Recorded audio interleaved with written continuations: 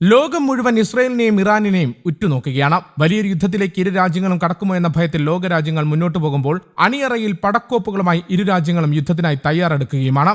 CIA Mossad തലവന്മാർ tell അവീവിൽ കൂടിക്കാഴ്ച നടത്തിയെന്ന റിപ്പോർട്ടുകളാണ് ഇപ്പോൾ പുറത്തുവരുന്നത്. അവധിയിൽ പോയ സൈനികരെ മടക്കി വിളിച്ച് ഇസ്രയേൽ യുദ്ധത്തിന് ആക്കം കൂട്ടാൻ ശ്രമിക്കുകയാണ്. യുദ്ധഭീതി കനത്തിരിക്കെ ഇസ്രയേലിന് പടക്കോപ്പുകൾ അയച്ച അമേരിക്ക വീണ്ടും മുങ്ങിക്കപ്പലുകൾ കൂടി അയച്ചിരിക്കുന്നുവെന്ന റിപ്പോർട്ടുകളും പുറത്തുവരുന്നുണ്ട്.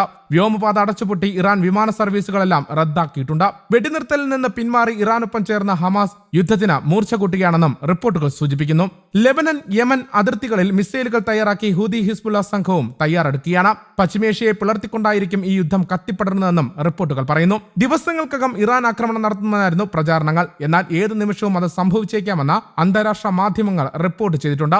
ഇപ്പോൾ അസർബൈജാൻ വളഞ്ഞിരിക്കുകയാണ് ഇറാന്റെ റവല്യൂഷണറി ഗാർഡ്. അസർബൈജാനിലേക്കും ജോർജിയയിലേക്കും അവധി ആഘോഷത്തിന്റെ ഭാഗമായി പോയിട്ടുള്ള സൈനികരെയാണ് ഇസ്രായേൽ മടക്കി വിളിച്ചിരിക്കുന്നത്. അവധികൾ വെട്ടിക്കുറച്ച് നാട്ടിലെത്താൻ നിർദ്ദേശമെന്നും റിപ്പോർട്ടുകൾ സൂചിപ്പിക്കുന്നു. ഇറാന്റെ അയൽ രാജ്യമാണ് അസർബൈജാനും ജോർജിയയും. ഇറാനുമായി ദീർഘമായ അതിർത്തി പങ്കിടുന്ന രാജ്യം കൂടിയാണ് അസർബൈജാൻ. ഇവിടെയുള്ള ഇസ്രായേൽ സൈനികരെ ഇറാൻ ലക്ഷ്യമിടുന്നു എന്ന സൂചനയും പുറത്തുവരുന്നുണ്ട്. ഹമാസ് നേതാവ് ഇസ്മായിൽ ഹനിയ ഇറാന്റെ തലസ്ഥാനത്ത് വെച്ച് കൊല്ലപ്പെട്ടത് കഴിഞ്ഞ ആഴ്ചയാണ്. ഇതേ വേളയിൽ തന്നെയാണ് ലെബനാനിലെ ഹിസ്ബുള്ളയുടെ കമാൻഡർ ഫുവാദ് ഷുക്കർ കൊല്ലപ്പെടുന്നതും. രണ്ടിന് പിന്നിൽ ഇസ്രയേലാണെന്ന് ഇരു രാജ്യങ്ങളും ആരോപിച്ചിരുന്നു. ശക്തമായ തിരിച്ചടി നൽകുമെന്ന് ഇറാനും ഹിസ്ബുള്ളയും വ്യക്തമാക്കുകയും ചെയ്തിരിക്കുകയാണ് ഇസ്രയേലിന്റെ മുന്നൊരുക്കം. ശക്തമായ ആക്രമണത്തിനാണ് ഇസ്രയേൽ തയ്യാറെടുക്കുന്നതും. ഇസ്രയേലിന് ഏത് സഹായം ചെയ്യുമെന്ന് അമേരിക്കയും വ്യക്തമാക്കിയിട്ടുണ്ട്. ലോകത്ത് ഏറ്റവും കൂടുതൽ ഷിയ വിശ്വാസികളുള്ള രണ്ടാമത്തെ രാജ്യമാണ് അസർബൈജാൻ. മുസ്ലിം ഭൂരിപക്ഷ രാജ്യമായ അസർബൈജാൻ പക്ഷേ ഇസ്രയേലുകളുമായി അടുത്ത ബന്ധം നിലനിർത്തുന്നുമുണ്ട്. ഇസ്രയേൽ പൗരന്മാർ ഇവിടെ അവധി ആഘോഷത്തിനെത്തുക പതിവാണ്. ഇറാൻ നേരിട്ട് ആക്രമിക്കാൻ സാധ്യത കുറവാണെന്നാണ് വിലയിരുത്തലുകൾ സൂചിപ്പിക്കുന്നത്.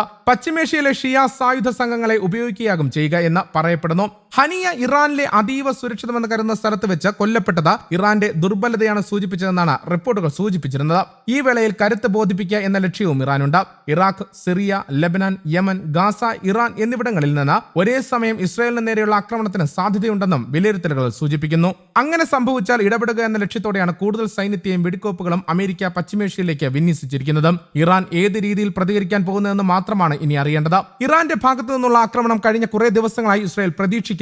ആക്രമണം ഉറപ്പാണെന്ന് ഇറാനും ലെബനാനും വ്യക്തമാക്കുകയും ചെയ്തിട്ടുണ്ട്. ഇതോടെയാണ് അമേരിക്ക യുദ്ധക്കപ്പൽ അയച്ചിട്ടുള്ളത്. അതേസമയം ഇറാനെതിരെ ആക്രമണം നടത്താൻ ഇറാഖിന്റെ വ്യോമമേഖല അനുവദിക്കില്ലെന്ന് ഇറാഖിലെ ഷിയ സംഘടനകൾ അമേരിക്കയ്ക്ക് മുന്നറിയിപ്പ് നൽകിയിട്ടുണ്ട്. ഇറാനും ഹിസ്ബുള്ളയും സംയുക്തമായി ഒരേ സമയം ആക്രമണം നടത്തിയേക്കാമെന്ന് ഉറവിടങ്ങളെ ഉദ്ധരിച്ച് റിപ്പോർട്ടുകൾ പുറത്തുവരുന്നുമുണ്ട്. ഇസ്രയേലിന് തിരിച്ചടി നൽകുന്നതിൽ ഇറാൻ പ്രസിഡന്റ് മസൂദ് പെസഷ്കിയാനും സൈന്യവും തമ്മിൽ ഭിന്നതയുണ്ടെന്നും റിപ്പോർട്ടുകൾ സൂചിപ്പിക്കുന്നുണ്ട്. ഹനിയ വധത്തിന് പകരമായി ടെൽ അവീവിലും മറ്റ് പ്രമുഖ ഇസ്രയേലി നഗരങ്ങളിലും നേരിട്ട മിസൈൽ ആക്രമണം നടത്തണമെന്ന നിലപാടിലാണ് ഇസ്രയേൽ സൈന്യമായ Islamic revolutionary guard core.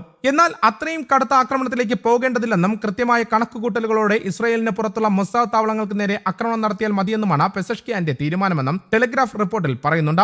അസർബൈജാനിലെയും Iraqi കുർദിസ്ഥാനിലെയും Mossad താവളങ്ങളെയാണ് Pezeshkian ലക്ഷ്യമിടുന്നതും. ഇസ്രയേലുമായി സമ്പൂർണ്ണ യുദ്ധത്തിലേക്ക് നീങ്ങുന്നതിനുള്ള സാധ്യതയ്ക്ക് തടയിടാൻ ഈ നീക്കത്തിനാകുമെന്നാണ് പെസഷ്കിയാന്റെ വിലയിരുത്തൽ. ഇസ്രയേലിൽ നേരിട്ട് ആക്രമണം നടത്തുന്നത് വലിയ പ്രത്യാഘാതങ്ങൾ ഉണ്ടാക്കുമെന്ന് പെസഷ്കിയാൻ ഭയപ്പെടുന്നുവെന്നും ചില റിപ്പോർട്ടുകൾ സൂചിപ്പിക്കുന്നുണ്ട്. News desk, Kerala Kaumudi.